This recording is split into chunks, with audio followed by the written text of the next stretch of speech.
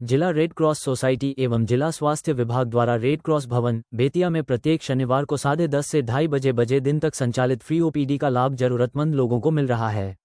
ये OPD red cross के अनुरोध पर निर्देशानुसार प्राथमिक स्वास्थ्य केंद्र बेतिया के सहयोग से चल रहा है।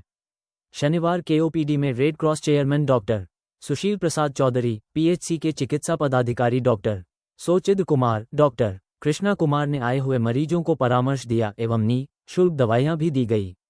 रेड क्रॉस के वाइस चेयरमैन विश्वनाथ झुनझुनवाला ने मरीजों को पेट संबंधी आहार व्यवहार के बारे में बताया। रेड क्रॉस सचिव डॉक्टर जगमोहन कुमार ने कहा कि जनहित और मानवता की सेवा के क्रम में ये रेड क्रॉस और स्वास्थ्य विभाग की संयुक्त पहल है। डॉक्टर कुमार ने बताया कि रविवार को भी ओपीडी शीघ्र शुरू करने की योजना प्रस्तावित है।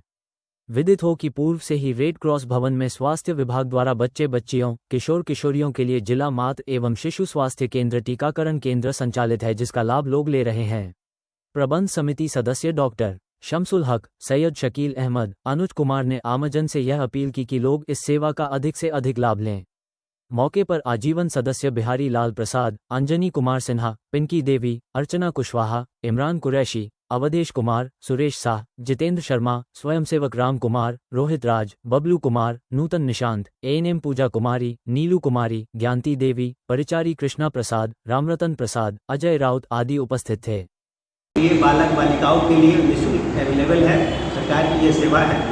तो ये दो महत्वपूर्ण सेवा जो है रेड क्रॉस भवन में चल रही है। आपसे अपील है कि आप सभी इस सेवा का अधिक से अधिक लाभ उठाएं। धन्यवाद।